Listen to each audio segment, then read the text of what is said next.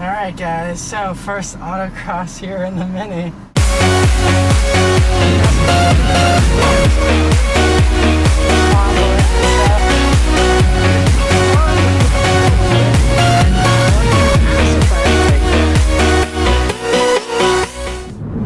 What's up everybody, Super Dorks fan here for Mini Weekly Update number 13 on this Friday.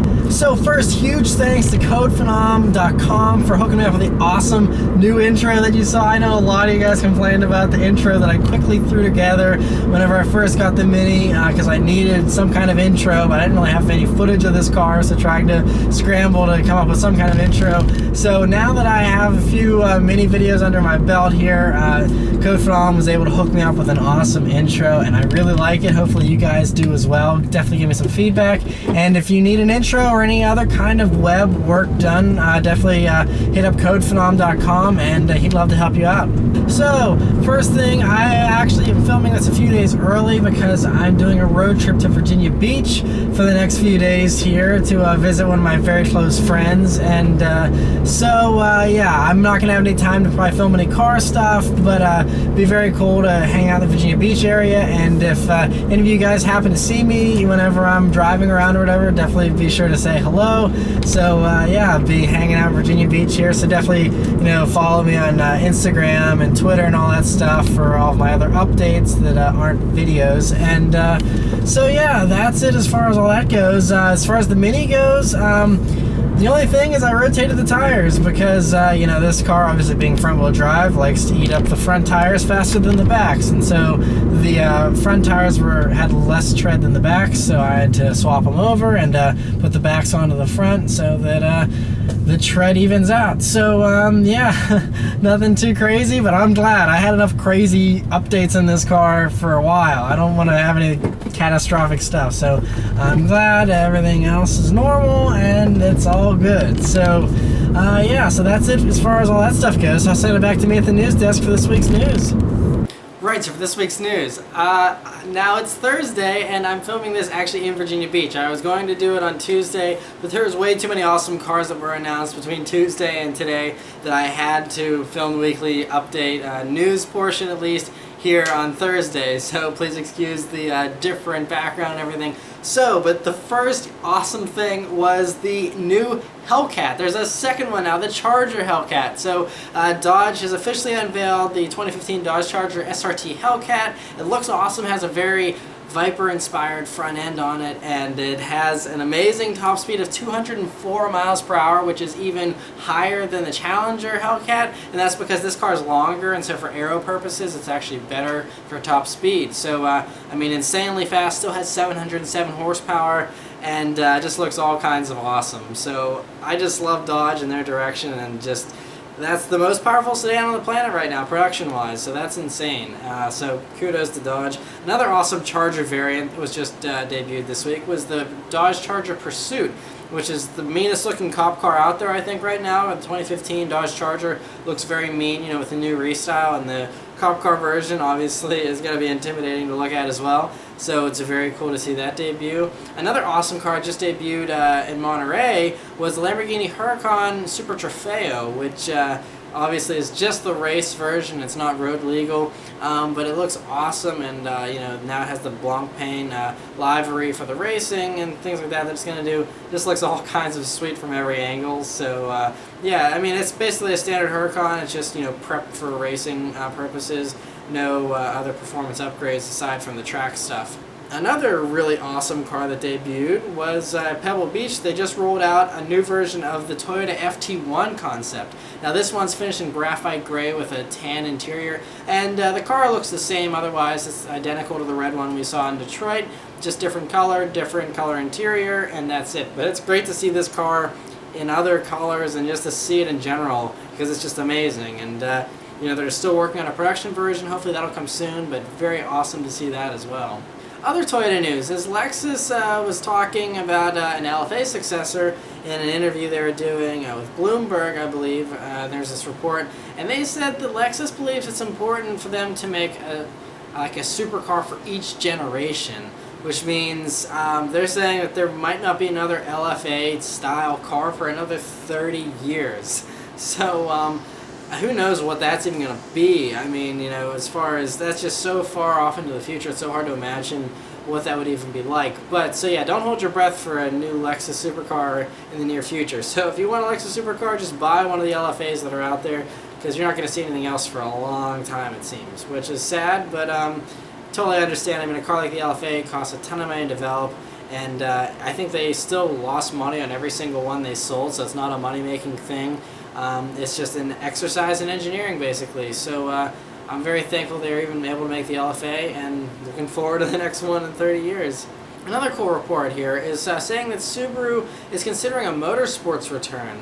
They're not sure if it's going to be back in rallying like they used to do, because rallying kind of favors smaller cars these days, and the STI has grown somewhat large over the years. But they're saying it could even be in like a Le Mans kind of style racing, and actual circuit racing and competing. I mean, because their record setting from the Isle of Man TT and all that kind of stuff, I mean, it shows that they definitely have an amazing car with a new STI here, and so taking it racing just makes sense. So interesting to see, if they actually follow through on those thoughts. Other Subaru news is that they were considering doing a small CUV, like something even smaller than the Subaru XV Crosstrek, and they said they're getting rid of that possibility. They're not going to be making any other smaller SUV smaller than the XV Crosstrek.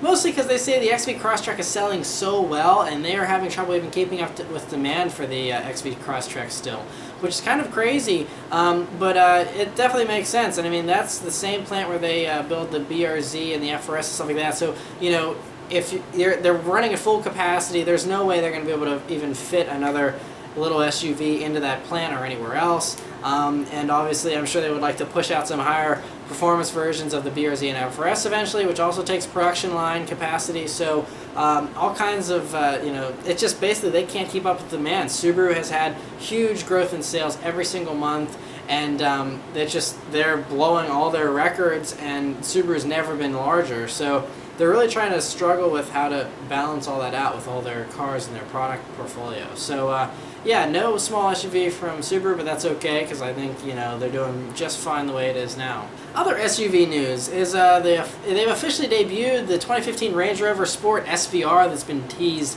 over and over again, and it was lapping the Nürburgring a couple of weeks ago and things like that. Anyway, they've officially announced the pricing and the numbers for it. 550 horsepower, same sweet supercharged V8 engine out of the Jaguar F-Type R coupe, and so they just tossed that in here. It's also very racy looking, has some very aggressive sport bucket seats and stuff, and the price for one of these is $110,000 starting, and of course with options and stuff you can probably get that puppy almost to 200 grand, I'm sure. But very sweet to see that come out, and so yeah, if you wanted a Range Rover that sounded insanely good, there you go, now you can have one.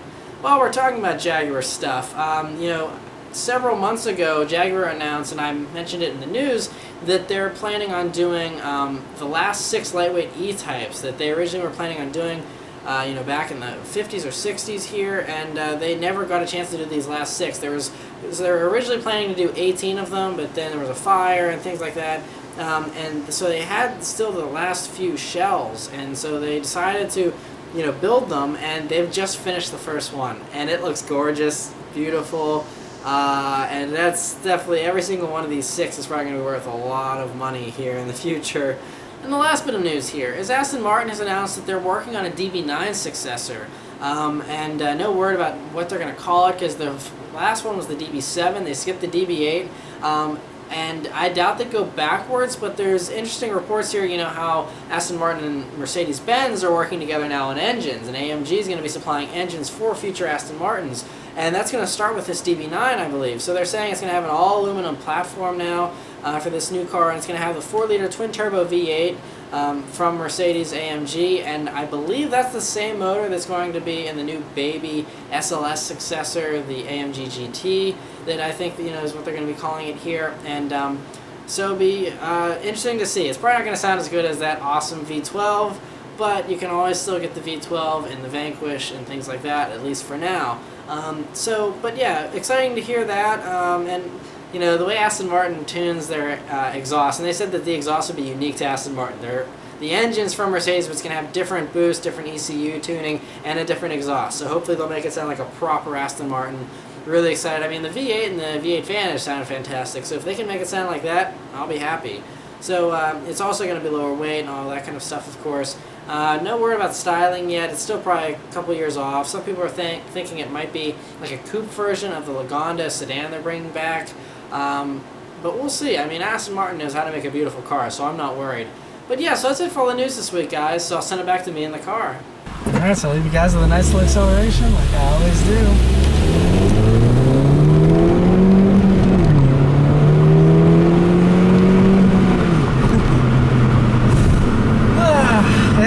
Still fun, so glad it's still running well.